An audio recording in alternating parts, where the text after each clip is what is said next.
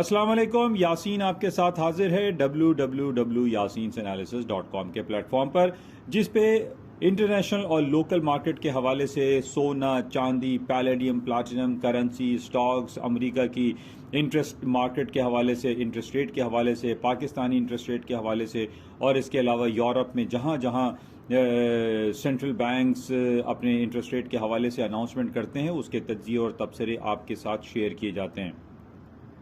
आज 23 नवंबर है, डेट हो गई है बरोज़ बुध, आज दिन है और आज की अहमियत बहुत ज़्यादा है क्योंकि आज बरोज़ बुध इस हफ्ते का फाइनल यानी लास्ट वर्किंग डे कंसिडर किया जा सकता है।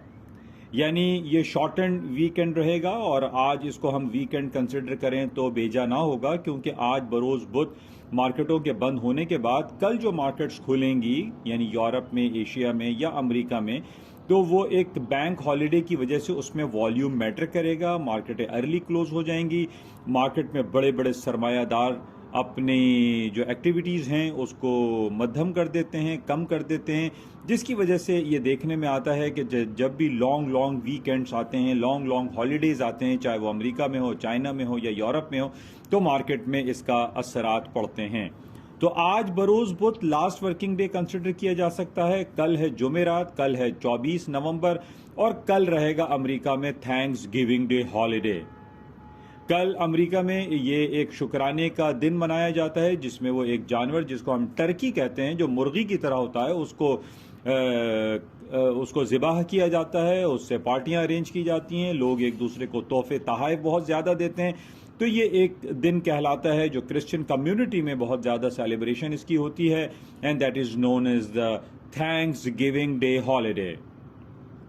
तो इस हवाले से आज फाइनल डे कंसिडर किया जाएगा और इसके बाद followed by thanks giving day Friday का दिन आएगा, जिसको हम कहते हैं ब्लैक फ्राइडे या ब्लेस्ड फ्राइडे। और इस ब्लैक या ब्लेस्ड फ्राइडे का नाम जिस तरीके से ये पड़ा है, बेसिकली इसमें एक ह्यूज शॉपिंग फेस्टिवल मुनाकिद किया जाता है अमेरिका और यूरोप में, जिसकी वजह से इसको इस नाम से मंसूब कर दिया गया है कि जितने भी डिपार्टमेंटल स्टोर है या बड़े बड़े शॉपिंग एरियाज होते हैं, वो ह्यूज शॉपिंग फेस्टिवल ऑर्गेनाइज करते हैं और एक बिग डिस्काउंट देते हैं। खास तौर पे हमने ये देखा है जो इलेक्ट्रॉनिक आइटम्स होते हैं उसके अंदर एक ह्यूज डिस्काउंट फेस्टिवल सेलिब्रेशन होती है।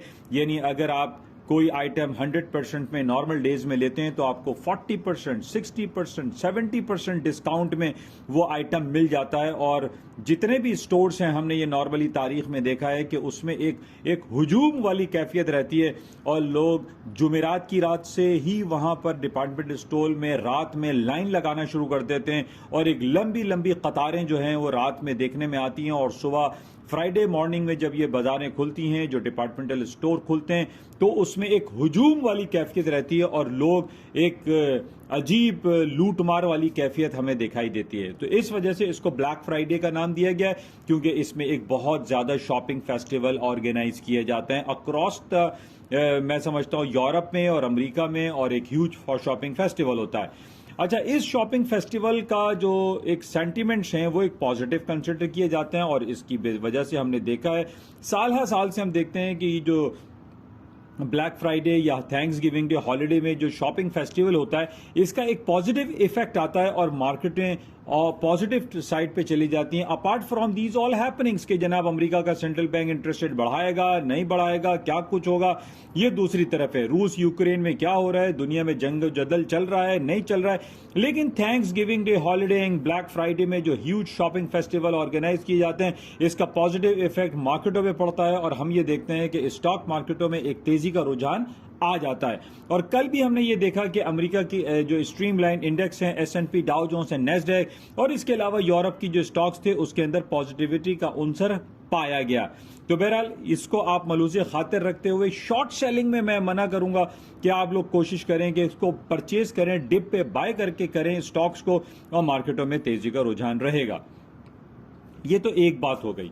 अच्छा, इसके साथ ही पिछले 3-4 दिनों से बहुत सारी बातें हो रही हैं कि जनाब अमेरिका के इंटरेस्ट रेट बढ़ाने के हवाले से जो पेशन गोइयां आ रही हैं, और ख़ास तौर पे हमने ये देखा कि पिछले 4 FOMC की जो मीटिंग हुई, अमेरिका ने 75 बेसिस पॉइंट इंटरेस्ट रेट बढ़ाया और अब अमेरिका का इंटरेस्ट रेट हो गया 4%। तो इस हवाले से ये देखने में आ रहा है कि जनाब अमेरिका जो है आइंदा इसकी जो मीटिंग है 13 और 14 दिसंबर को, उसमें भी वो अपने शरह सूद में इजाफा कर देगा। लेकिन यहां पर मुख्तलिफ तज्जियाती रिपोर्ट पेश की जा रही हैं और ये कहा जा रहा है कि अमेरिका इस दफा 75 बेसिस पॉइंट इंटरेस्ट रेट नहीं बढ़ाएगा, इंटरेस्ट रेट बढ़ाएगा। इस वजह से आज हमारे लिए बड़ा इंपॉर्टेंट डे है। आज बुध को रात को 12 बजे पाकिस्तानी वक्त के मुताबिक अमेरिका की ज़ेली कमेटी, जिसको हम FOMC federal open market committee कहते हैं, उसकी आज एक तफसीली रिपोर्ट पेश होगी रात के 12 बजे। चूंकि पहले 11 था, अब विंटर टाइमिंग है, तो 12 बजे रात मिडनाइट को ये रिपोर्ट पेश की जाएगी और बाजारों में एक उधमबाजी वाली कैफियत के रोनुमा होने का बहुत ज्यादा खदशा है। तो मैं आप तमाम लोगों से ये गुजारिश करूंगा कि आज रात के 12 बजे पाकिस्तानी वक्त के मुताबिक का इंतजार करें और कोई बड़ी हैवी इन्वेस्टमेंट ना करें, कोई बड़ी सरमायाकारी ना करें, क्योंकि आज ये इंडिकेशन हमें कंफर्म हो जाएगी कि आइंदा 13 और 14 दिसंबर को जो अमेरिका अपने इंटरेस्ट रेट के हवाले से बातें कर रहा है, क्या वो 75 बेसिस पॉइंट इंटरेस्ट रेट बढ़ाएगा, 50 बेसिस पॉइंट बढ़ाएगा या 25 बेसिस पॉइंट बढ़ाएगा। कहा यह जा रहा है कि इस बार अमेरिका थोड़ा सा लेस वॉलेटाइल दिखाई दे रहा है और माइट पॉसिबल इस दफा अमेरिका अपने इंटरेस्ट रेट में 75 बेसिस पॉइंट की जगह 50 बेसिस पॉइंट इंटरेस्ट रेट बढ़ाए। तो इस वजह से हम ये देख रहे हैं कि क्योंकि 25 पैसे कम बढ़ाने का अंदेशा है, इस वजह से कल से हम ये देख रहे हैं कि स्टॉक मार्केटों में एक अजीब और गरीब तेजी आई हुई है और इस तेजी के साथ साथ हम देख रहे हैं कि डॉलर की जो मार्केट है वो थोड़ी सी रिलक्टेंट दिखाई देती है, लेकिन ओवरऑल हम देख रहे हैं कि डॉलर जो है डाउन दिखाई दे रहा है। Across the board euro, sterling, Swiss franc, Japanese yen में थोड़ी सी पॉजिटिविटी आई है, तेजी आई है। ऑस्ट्रेलियन डॉलर है, कैनेडियन डॉलर है, इनको अगर हम चेक करते हैं वर्सेस यूएस डॉलर, तो ये करेंसियां स्ट्रांग हुई हैं। स्ट्रांग होने की वजह सिर्फ और सिर्फ यही बताई जा रही है क्योंकि अमेरिका इस बार अपने इंटरेस्ट रेट में 75 बेसिस पॉइंट नहीं बल्कि 50 बेसिस पॉइंट इंटरेस्ट रेट बढ़ाएगा, यानी कम बढ़ाएगा। जब कम बढ़ाने की बात होती है तो जाहिर है डॉलर डाउन हो सकता है और अदर करेंसियां अपर साइड पे जा सकती हैं। न सिर्फ करेंसियां बल्कि हम देख रहे हैं कि गोल्ड, सिल्वर में भी और पैलेडियम, प्लैटिनम में भी तेजी के रुझान को खारिज जिम्कान नहीं किया जा सकता, बाजारों में तेजी गिरदानी जा सकती है।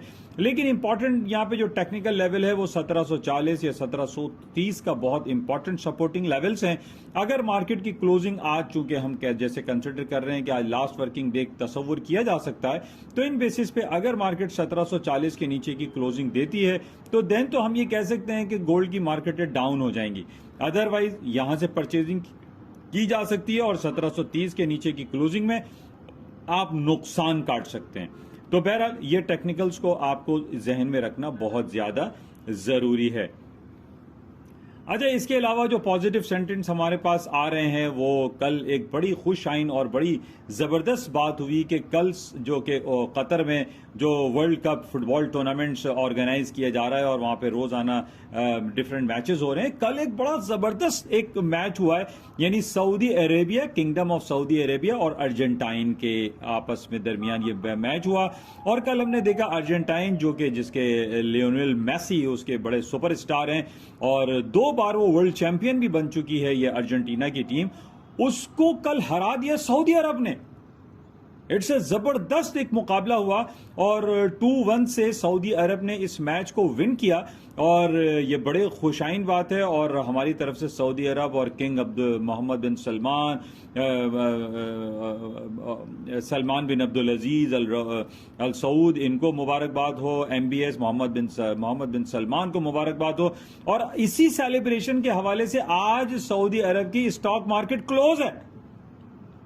आज सऊदी अरब में एक सेलिब्रेशन है, तदावुल ऑल शेयर जो उनका स्टॉक इंडेक्स है वो आज बंद है। वहां सेलिब्रेशन हो रही है कि सऊदी अरब ने अर्जेंटीना जैसी बड़ी टीम को जो कि 2 टाइम वर्ल्ड चैंपियन है उसको हरा दिया। तो बहरहाल ये बड़ा अच्छा एक मैच हुआ और इसमें लोगों ने बड़ा इसको सराहा और सऊदी अरब की बहुत ज्यादा तारीफ की कि उन्होंने एक बहुत अच्छा परफॉर्म किया और उस पर सऊदी अरब जीत गया। अच्छा, ये सारे पॉजिटिव सेंटिमेंट्स होते हैं। देखिए, इतना बड़ा ऑर्गेनाइज करना, कतर में जो ये टूर्नामेंट हो रहा है, 220 बिलियन डॉलर की ह्यूज इन्वेस्टमेंट से ये टूर्नामेंट ऑर्गेनाइज किया जा रहा है, और ये कहा जा रहा है कि तारीख में 220 बिलियन डॉलर आज तक कभी भी खर्च नहीं किए गए किसी भी फुटबॉल टूर्नामेंट को ऑर्गेनाइज कराने के लिए। इससे पहले हमारे पास 15 बिलियन, 20 बिलियन, 50 बिलियन डॉलर की तो कहानी मौजूद है, लेकिन 220 billion dollar is a huge investment, huge amount है जो कि कतर ने इसको ऑर्गेनाइज करने में इसके अखराजात किए हैं। तो बहरहाल ये बड़ी खुशी की बात है कि सऊदी अरब कल जीत गया। अच्छा, इसके साथ ही हमारे पास जो क्रूड ऑयल के हवाले से जो खबरें चल रही हैं कि जनाब क्रूड ऑयल में बड़ी मिक्स बातें हो रही हैं। एक तरफ तो हम देख रहे हैं कि चाइना ने महीनों से ये ज़ीरो कोविड पॉलिसी जो है उसने मेंटेन रखी है, और चाइना की जो ज़ीरो कोविड पॉलिसी की वजह से वहाँ पे लॉकडाउन, शटडाउन, सारी मार्केटें जो है उनके टाइमिंग्स बहुत शॉर्ट हैं, वहाँ पे ट्रैवलिंग का मसला है, वहाँ पे क्वारंटाइन करना पड़ता है, एक एक हफ्ते तक आप किसी होटल में रहिए, उसके बाद आपका टेस्ट होगा, जिसकी वजह से वहाँ पे जो बिजनेस एक्टिविटीज़ हैं वो काफ़ी मध्यम हो गई हैं, डाउन हो गई हैं, जिसकी वजह से हम ये देख रहे हैं कि क्रूड ऑयल का इस पर डायरेक्टली इंपैक्ट पड़ रहा है, और क्रूड ऑयल की प्राइसेस ऊपर की तरफ नहीं जा पा रही हैं। हालांकि कल परसों की बात है कि 76 का इसका बड़ा इंपॉर्टेंट सपोर्टिंग लेवल था, और मार्केट ने 75 का लो करके अचानक मार्केट $82 तक भी चली गई, बिकॉज कि एक खबर ये आई कि सऊदी अरब ने ये इरादा जाहिर किया है कि वो प्रोडक्शन जो है वो बढ़ाएगा नहीं, बल्कि उसकी प्रोडक्शन जो है वो कट करेगा, और वो प्रोडक्शन ज़्यादा नहीं करेगा। प्रोडक्शन जब ज़्यादा नहीं करेगा तो मार्केट में क्रूड ऑयल की जो सप्लाई क्रंच है वो क्रिएट होगा, और प्राइसेस उसकी वजह से $82 तक चली गई।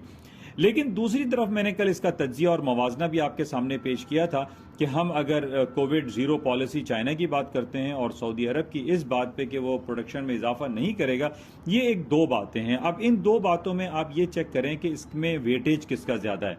जाहिर है चाइना एक 1.5 अरब की आबादी का मुल्क है, और सऊदी अरब की जो एक सप्लाई का जो सिलसिला है, जो प्रोडक्शन के हवाले से जो बातें हैं, वो एक छोटी बात है।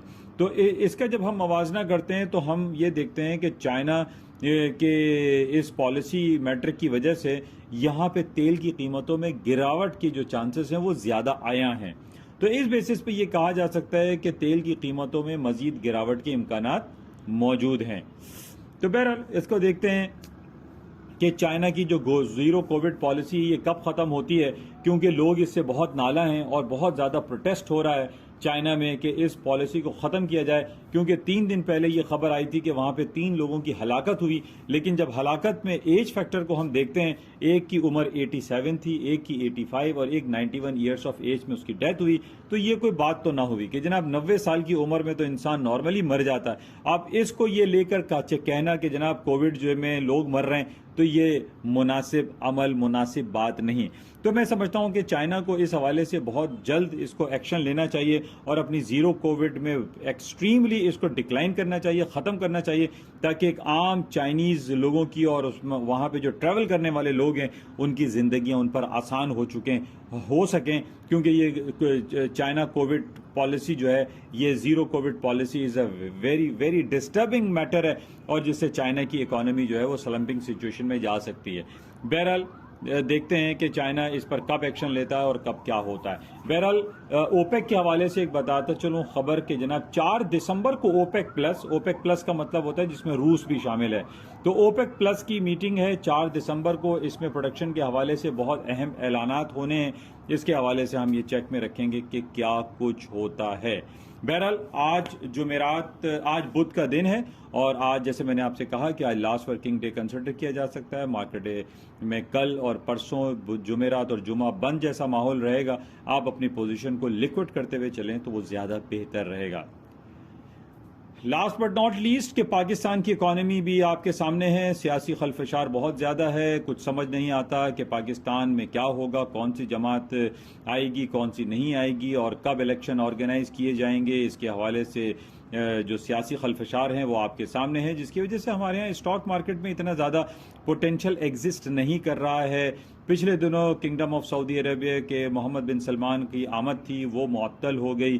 उसकी वजह यही बताई जा रही है कि पाकिस्तान की जो एक हाई अप लीडरशिप है उसमें काफ़ी रद्दोबदल के चांसेस दिखाई दे रहे हैं। Chief of army staff retire हो रहे हैं 28 नवंबर को, इसके भी एक कुछ असरात मुरतब हो रहे हैं, जिसकी वजह से बैरूनी मुल्क से आने वाले जो सरबराहान मुमलिकत की जो दावतें होती हैं वो भी ख़त्म होती हुई दिखाई दे रही हैं, जैसा कि मोहम्मद बिन सलमान साहब ने अपने प्रोग्राम को मनसूख कर दिया। तो बहरहाल कोशिश बेहतर रहे, लेकिन दूसरी तरफ हम ये देख रहे हैं कि पाकिस्तान में जो डॉलर की कीमत है वो अभी तक जो है पाकिस्तानी डॉलर स्ट्रांग नहीं हो पा रहा है। 221-220 रुपये था, आज हम देख रहे हैं कि वो 223 रुपए पे जा रहा है, ऊपर की तरफ जा रहा है। और उसके ऊपर जाने की वजह मैंने पहले भी आपसे ये कही थी, जब तक पाकिस्तान अपने इंपोर्ट बिल को डिक्लाइन नहीं करेगा, अपनी एक्सपोर्ट को नहीं बढ़ाएगा, उस वक्त तक पाकिस्तान में डॉलर की कीमतें निचली सतहों पर आती हुई दिखाई नहीं दे रही। पाकिस्तान का करंट अकाउंट डेफिसिट तकरीबन 48 अरब डॉलर है। पाकिस्तान का करंट अकाउंट डेफिसिट 17.5-18 अरब डॉलर है। तो ये जब तक डिक्लाइन नहीं होंगे, वो उसकी डिक्लाइन होने की सिर्फ एक ही टूल है कि हम बी पाकिस्तानी बाय पाकिस्तानी की पॉलिसी को अडॉप्ट करें और जो इंपोर्टेड आइटम है उसका कलक़ुमा करें, उसको ख़त्म करें और पाकिस्तानी चीज़ों को इस्तेमाल करें।